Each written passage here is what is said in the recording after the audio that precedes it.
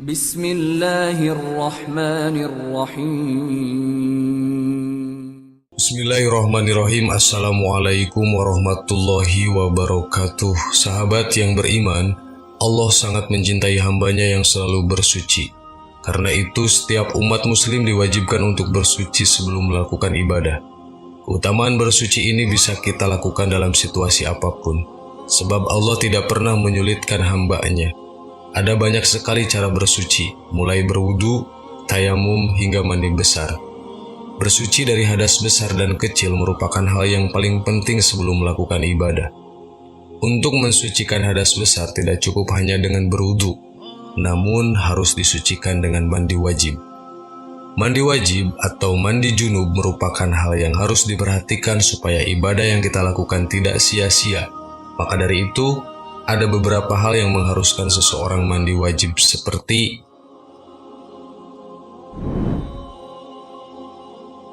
1. Berhubungan suami istri.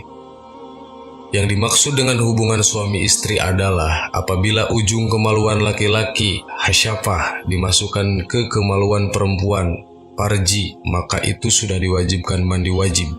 Meskipun itu tidak keluar sperma atau memakai kondom, tetap diwajibkan mandi junub. Hal ini merupakan ajaran Rasulullah SAW melalui sabda beliau yang artinya, bila seorang lelaki duduk di antara 4 potongan tubuh wanita, 2 tangan dan 2 kaki, dan tempat hitan laki-laki bertemu tempat hitan wanita, maka sungguh wajib mandi meskipun ia tidak mengeluarkan mani. Hadis riwayat Muslim. 2. Keluarnya air mani. Selain bercampurnya 2 kemaluan, keluarnya air mani juga menjadi penyebab seorang laki-laki harus mandi wajib, baik keluar yang tidak disengaja seperti mimpi basah atau yang disengaja seperti onani atau bersetubuh. Rasulullah SAW bersabda yang artinya, dari Abu Sa'id Al-Khudri radhiyallahu an, ia berkata, Rasulullah SAW bersabda, air itu karena air, wajibnya mandi karena keluarnya air mani. Hadis riwayat Muslim. Ada 3 cairan yang bisa keluar dari kemaluan laki-laki: mani, wadi, dan mazi. Namun wadi dan mazi bisa disucikan cukup dengan berwudu. Berbeda dengan mani yang mengharuskan mandi besar. Air mani atau sperma ketika keluar berwarna putih serta mengeluarkan bau seperti tepung roti. Namun ketika kering baunya seperti telur. Cara bersucinya harus dengan mandi junub. Ketika seseorang keluar air mani, maka diwajibkan untuk melakukan mandi wajib atau mandi besar. 3. Haid. Seorang wanita juga diwajibkan untuk mandi besar jika telah melewati masa haid. Hal tersebut merupakan perintah Allah Subhanahu wa Ta'ala melalui firman-Nya pada surat Al-Baqarah ayat 222 yang artinya, mereka bertanya kepadamu tentang haid, katakanlah, haid itu adalah suatu kotoran. Oleh sebab itu hendaklah kamu menjauhkan diri dari wanita di waktu haid, dan janganlah kamu mendekati mereka sebelum mereka suci.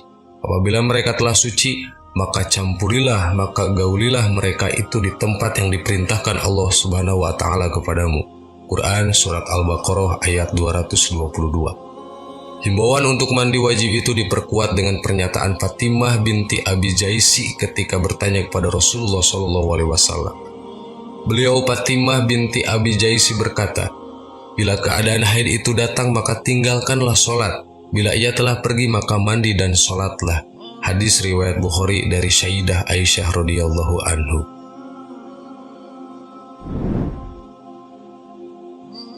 4. Nifas. Nifas adalah darah yang keluar dari kemaluan wanita setelah melahirkan. Minimal nifas adalah waktu sebentar, sedang maksimal adalah 60 hari. Umumnya nifas berlangsung selama 40 hari. Sebagaimana haid, wanita yang mengalami nifas juga wajib mandi setelah darahnya berhenti. Hanya dalam nifas tidak perlu menunggu hingga mencapai hitungan 24 jam, karena asal darah keluar setelah melahirkan sudah dapat dikategorikan darah nifas. Perlu diketahui, bahwa wanita yang sedang mengalami haid atau nifas tidak diperbolehkan dan tidak sah melakukan wudhu atau mandi ketika sedang keluar darah. Hal ini karena fungsi utama wudhu atau mandi adalah menghasilkan kesucian, sedang ia sedang menjalani keluar darah yang menjadi penyebab hadas. Ia hanya diperbolehkan melakukan mandi sunnah yang fungsi utamanya menghilangkan aroma tak sedap karena hendak berkumpul dengan orang banyak seperti mandi sunnah ketika hendak memasuki Mekah dan mandi 2 hari raya. 5. Melahirkan normal termasuk hal yang mewajibkan mandi meskipun yang dilahirkan masih berupa segumpal darah atau daging. Sedang bila proses persalinan melalui bedah atau sesar, maka ada perbedaan pendapat di antara ulama. Ada yang berpendapat tetap wajib mandi dan ada yang mengatakan tidak.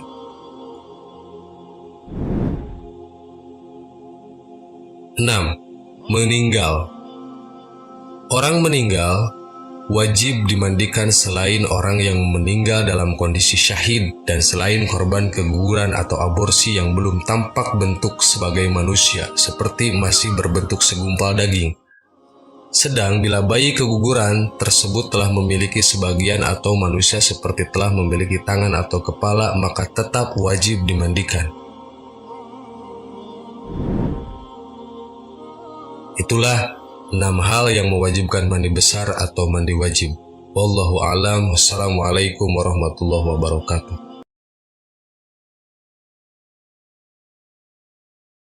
Bismillahirrahmanirrahim. Assalamualaikum warahmatullahi wabarakatuh. Sahabat yang beriman, sebagai manusia kita membutuhkan asupan energi yang dapat menyeimbangkan kondisi tubuh. Kita tidak bisa hidup jika tidak makan dan minum. Sebab kita adalah makhluk hidup, tentunya akan hidup jika diberi nutrisi. Tetapi kita tidak usah khawatir, karena kini sumber makanan sangat berlimpah. Berbagai macam jenisnya pun ada hanya untuk kita. Tibalah di akhir zaman, sang lelaki bermata satu akan tiba di dunia ini. Dialah Dajjal, orang yang akan menggoncangkan keimanan seseorang.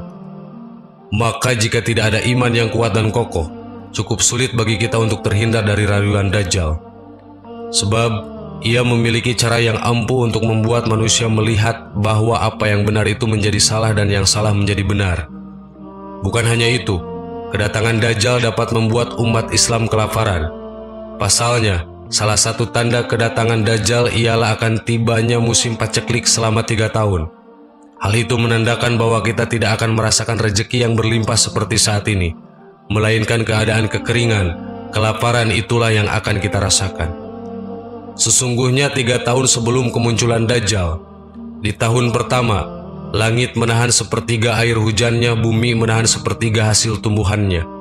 Dan di tahun kedua, langit menahan 2/3 air hujannya dan bumi juga menahan 2/3 hasil tanamannya.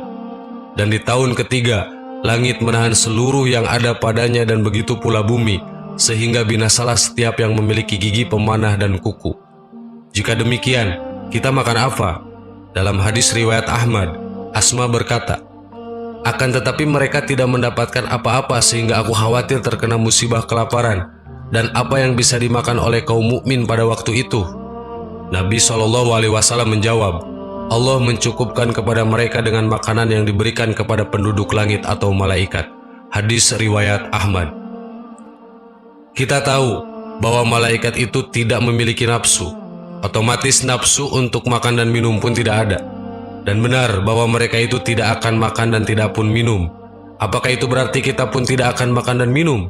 Lantas apa yang kita makan?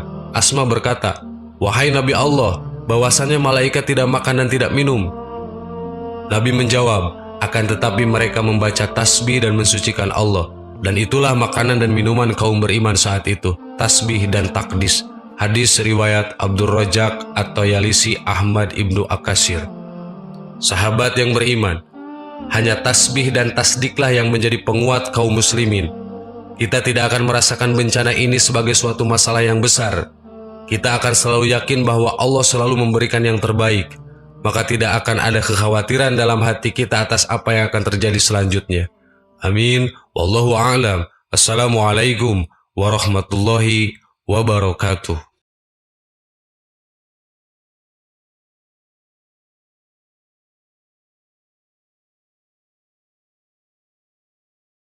Subhanallah walhamdulillah wa la ilaha illallah wallahu akbar. Subhanallah